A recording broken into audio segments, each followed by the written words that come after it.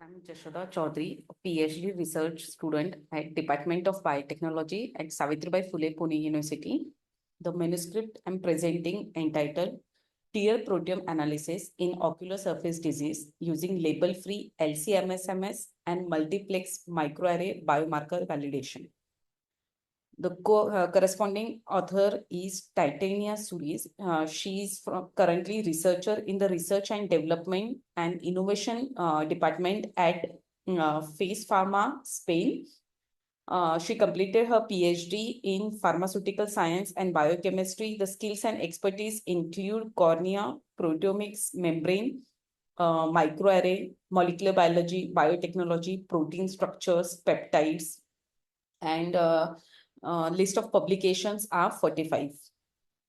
In this paper, ocular surface disease such as dry eye and meibomian gland dysfunction affects millions globally. Diagnosis and treatment are challenging due to the lack of reliable biomarker. The tear fluid, which reflect the ocular health, is valuable source for biomarker discovery. The objective of this study is identify the novel biomarker for OSD through tear proteome analysis and further validate this biomarker candidate using advanced multiplex microarray technology. Significance of the study is enhance the diagnostic accuracy and therapeutic strategy for the OSD. Also, it will provide the insight into disease mechanism and personalized treatment approach. This is the methodology. Initially, the tear sample is collected from the 70 patients. The clinical evaluation of the patients and samples collection was done. Then the tear samples were digested. Then further LC-MS and protein identification was done. The digestion was done using rapid-gest SF denaturant. LC-MS analysis was also performed further. Then the protein quantification was performed using a label-free spectral counting and employing Apex quantitative proteomics tools. Further, this data is analyzed statistics data metrics obtained from this Apex quantification was also used for statistics analysis and for further bioinformatics analysis, where the functional network analysis was performed. And lastly, the biomarker validation. Further the validation of the candidate biomarker using antibody microarray assay was performed, and the clinical endpoint correlation was checked. The result part. Initially, CT is for control patients, and GT belongs to meibomian gland dysfunction, and D is for the dry eye. Initially, the patient recruited for the study were grouped into two sub-study. One is for the discovery phase study and one is for validation phase study. For the discovery phase, 37 patient was used. The tear proteomics and CIC analysis was conducted in this phase. And this is a demographic and clinical data of the patient included in discovery phase of the study.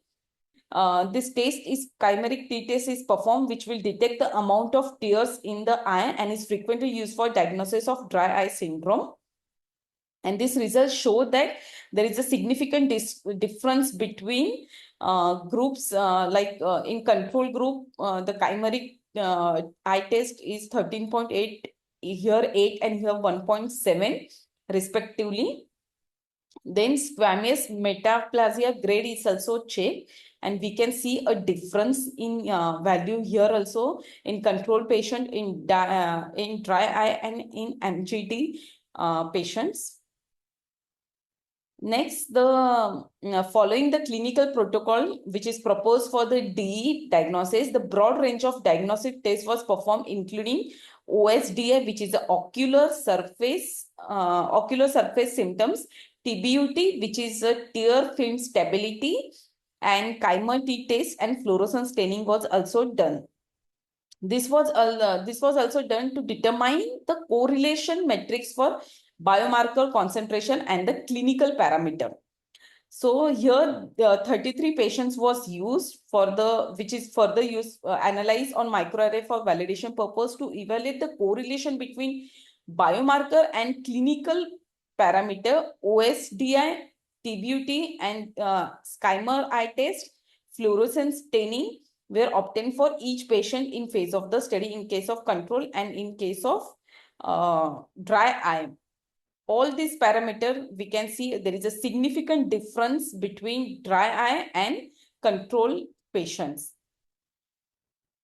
Then next, they have performed a quantitative protein analysis. This was performed using spectral counting method.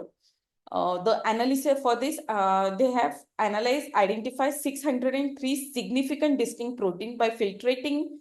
From this, they have filtered, and 135 protein, they have finally, it number reduced to 135 protein, and then the further analysis was done. These are the important 26 proteins, list of the 26 specific proteins that undergo expression changes, achieve an effective discrimination between the groups. Here we can see there is a clearest discrimination between the group could be obtained by examining the expression of following protein. Here we can see in case of dry eye patients, these proteins are highest, means they have expression is high. Its expression overexpressed in this DE group. These proteins are overexpressed in DE group. The MGT group, these proteins are overexpressed. Whereas in control group, these proteins are overexpressed. Same we can see these proteins are low expressed in CT, MGT, in controls. So here they are showing the level of expression of protein in DE group, in control group, in dry eye, and MGT. Then they have performed a canonical discrimination analysis. So using a data mimicking technique, they evaluate the spatial separation of this protein, which is capable of producing in 3 tested group. So the 26 protein is, they have using canonical discriminate analysis, and the good separation was found here. Good separation is found here between this group, reflecting that the discriminate power presented by this 3 list of protein. We can see here large spatial separation of DE group and control group as compared to MGT group. Then they have next performed a functional interaction network analysis to find out this is to find out the they have it consists of the 19 of the candidate protein associated with disease found in this study, and the minimum number of to find out the interaction between this protein, which we can see here. Once the network has been constructed, functional clustering was performed using same cytoscape plugin, and cluster construction was based on proximity between these nodes. So there is they have 5 topological well-differentiated module were obtained. That is module 1, module 2, module 5, module 3, module 4, module 5, which comprising of this module 1 is consist of 11 protein. This is also 11 protein. Then 3 is consist of 15, and 4 and 4.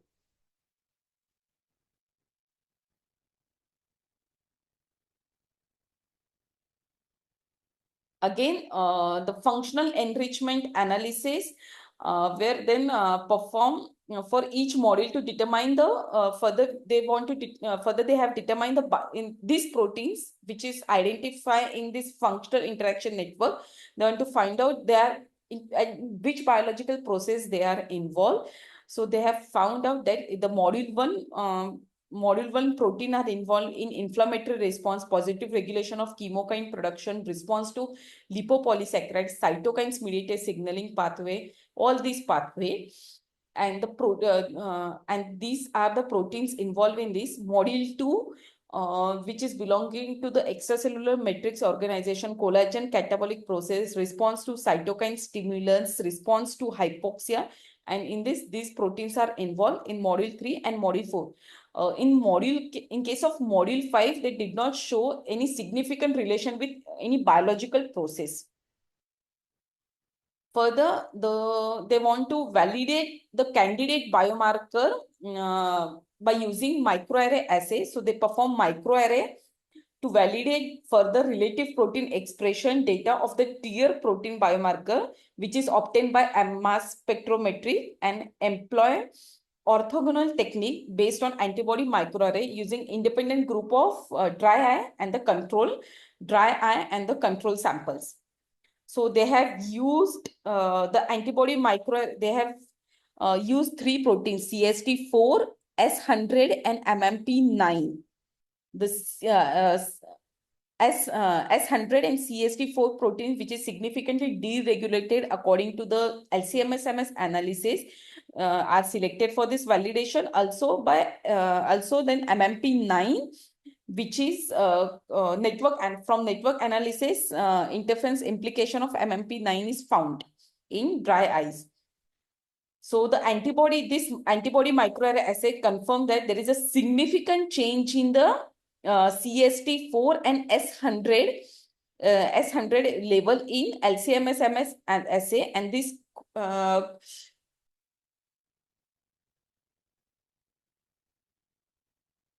there is a significant change in this, and also they also collaborate that the network analysis interference of implication of MMP9 in dry eye disease.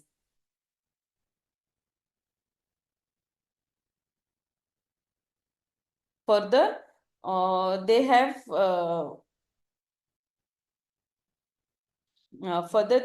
results also show they have comparison of concentration of candidate biomarker. Here we can see they have compared candidate biomarker. We can see here the S100A6 expression and MMP9. This concentration of these 3 proteins were significantly higher in case of DE group in comparison with those of the control group, which is confirmed the mass spectrometry finding. However, the CST4 level was significantly lower in DE group as compared to control group. And here the ratio between DE and CT group for all the 3 proteins, S100A6, MMP9 and CST4 were found out.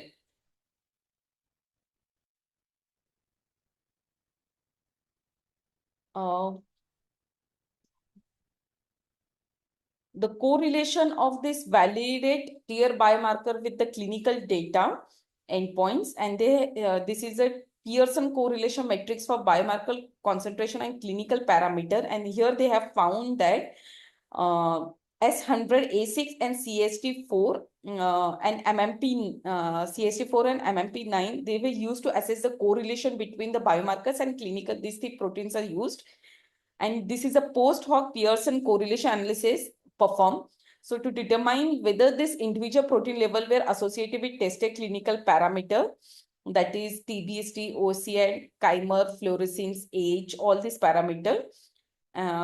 So they have found that there is a S100A6 and MMP9 shows significant positive correlation with OSDI and the fluorescence, and it is negative correlation with the TBUT. Similarly, SA100 and MMP9 biomarker positively correlate with each other, whereas the CST4 protein negatively correlate with the fluorescence staining. There was no correlation between the biomarker and the age of patients.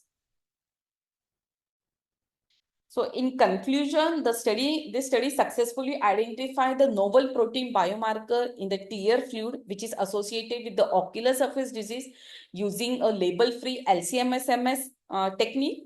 They also identify the biomarker, and which then further validate through a microarray technology, demonstrate their potential utility in diagnosis and the monitoring ocular surface disease.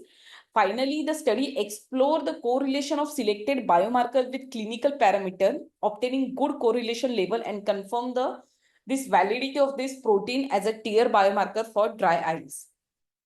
The key finding of this study involves identification and validation of novel protein biomarker in tear fluid, which is associated with the ocular surface disease, achieved through this is achieved by using LC-MS for the proteome analysis and the multiplex array technology for the biomarker validation. So providing the potential new target for improving the diagnosis and the treatment of this condition.